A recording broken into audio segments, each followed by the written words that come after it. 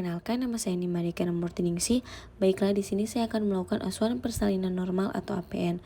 Mengenali gejala dan tanda kala 2. Pertama, ibu merasa adanya dorongan yang kuat dan meneran. Kedua, ibu merasakan tekanan yang semakin meningkat pada vagina. Ketiga, perineum tampak menonjol. Dan keempat, vulva dan sphincter ani membuka. Selanjutnya, pastikan kelengkapan bahan dan obat-obatan untuk menolong persalinan dan penata laksanaan komplikasi ibu dan bayi baru lahir, yaitu tempat yang datar dan keras yang sudah dialasi dengan kain. Lalu kemudian ada lampu sorot 60 watt dengan jarak 60 cm dari tubuh bayi.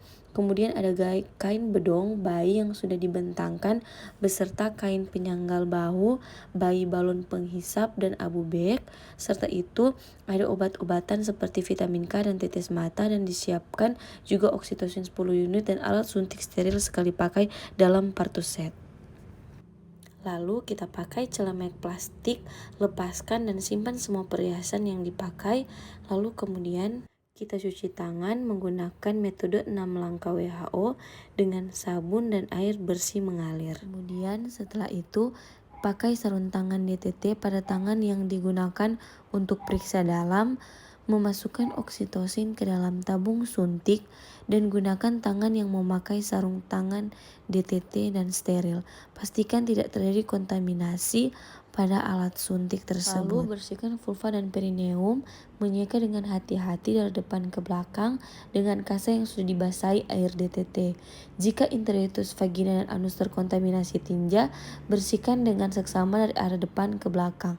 Buang sampah kasa atau pembersih dalam wajah yang telah disediakan, dan ganti sarung tangan jika terkontaminasi.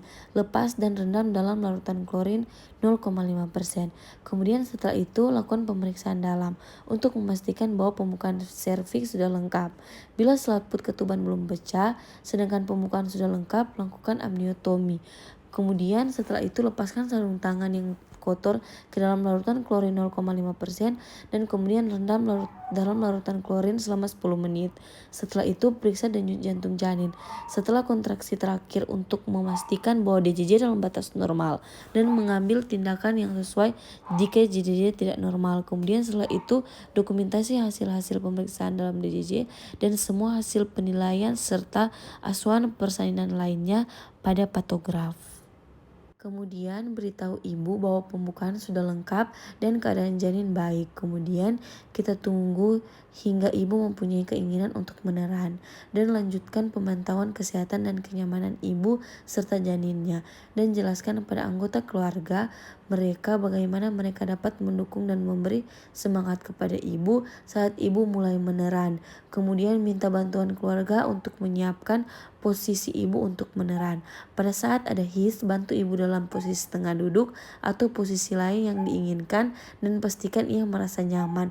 Laksanakan bimbingan meneran saat ibu mempunyai dorongan yang kuat untuk meneran, dan anjurkan ibu untuk berjalan dan berjongkok atau mengambil posisi yang nyaman jika ibu belum merasa ada dorongan meneran dalam waktu 60 menit.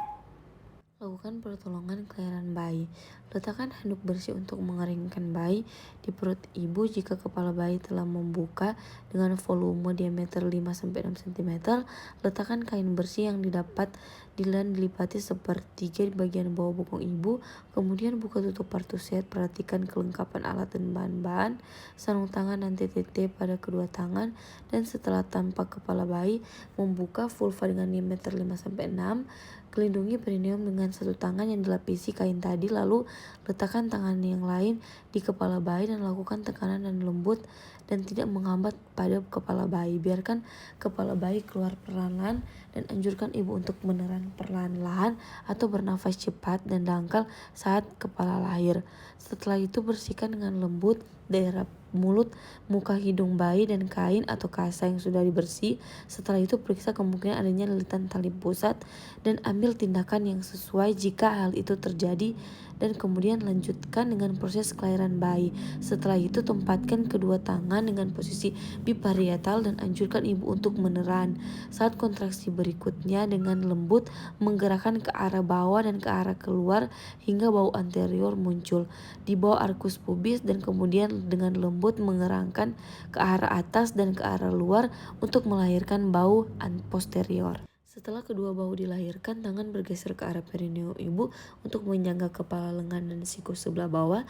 Gunakan tangan atas untuk menelusuri dan memegang lengan dan siku sebelah atas. Setelah tubuh dan lengan lahir, penelusuran tangan atas dilanjutkan ke punggung, bokong, tungkai, dan kaki. Lalu kemudian pegang kedua mata kaki bayi, memasukkan telunjuk di antara kaki dan memegang masing-masing mata kaki ibu, jari, dan jari lainnya. Kemudian setelah itu, lakukan penilaian pada bayi baru lahir. Jika bayi tidak menangis atau tidak bernafas atau mengap-ngap, lakukan langkah-langkah resusitasi. Kemudian keringkan bayi, bungkus kepala dan badan bayi kecuali bagian pusat, dan letakkan bayi di atas perut ibu dan periksa kembali uterus untuk memastikan tidak ada lagi bayi dalam uterus. Beritahu ibu bahwa akan disuntik agar uterus berkontraksi kembali dalam waktu 1 menit setelah bayi lahir. Suntikan oksitosin 10 unit intramuskular di sepertiga paha bagian atas distal lateral. Setelah 2 menit pasca persalinan, jepit tali pusat dengan klem kira-kira 3 cm dari pusar bayi. Kemudian dorong isi tali pusar ke arah distal ibu dan jepit kembali tali pusar pada 2 cm distal dari klem pertama. Kemudian setelah itu gunting tali pusar. Keringkan bayi mulai dari muka, kepala, bagian tubuh, kemudian ganti handuk basah atau kain dengan kain yang kering dan biarkan bayi tetap di atas perut ibu. Kemudian letakkan bayi agar ada kontak kulit dengan ibu ke kulit bayi. Kemudian letakkan bayi tengkurap di dada ibu dan kemudian luruskan bahu bayi sehingga bayi menempel di dada ibu. Usahakan kepala bayi berada di antara payudara ibu dengan posisi lebih rendah dari puting payudara ibu. Selimuti bayi dan ibu dengan kain yang hangat, pakaikan topi pada kepala bayi, lalu pindahkan klem pada tali pusat hingga berjarak 5-10 cm dari depan vulva. Letakkan satu tangan di atas kain dan ada di perut ibu, tepatnya di atas simfisis, untuk mendeteksi kontraksi. Dengan tangan lain meregangkan tali pusat setelah uterus berkontraksi. Kemudian melakukan penenangan ke arah bawah pada tali pusat dengan lembut. Lakukan tekanan berlawanan arah pada bagian bawah uterus dengan cara menekan uterus ke atas dan belakang atau dorsokranial dengan hati-hati untuk membantu mencegah terjadinya inversi arteri. Jika plasenta tidak lahir setelah 30-40 detik, hentikan penanganan tali pusat dan tunggu hingga kontraksi berikutnya. Jika uterus tidak berkontraksi, minta ibu dan atau anggota keluarga untuk melakukan rangsangan puting susu. Setelah itu lakukan penegangan dan dorongan dorsokranial hingga plasenta terlepas. Minta ibu untuk menelan sambil menolong menarik tali pusat dengan arah sejajar lantai dan kemudian ke arah atas, mengikuti poros jalan lahir. Jika tali pusat bertambah panjang, pindahkan klem hingga berjarak sekitar 5-10 cm dari vulva. Jika plasenta tidak terlepas setelah melakukan penanganan tali pusat selama 15 menit, ulangi pemberian oksitosin 10 intraunit intramuskular, kemudian menilai kandung kemih jika penuh dan mengapresiasi kandung kemih dengan menggunakan teknik aseptik. Meminta keluarga untuk menyiapkan rujukan, mengulangi penenangan tali pusat selama 5 menit berikutnya dan merujuk ibu jika plasenta tidak lahir dalam waktu 30 menit sejak kelahiran bayi.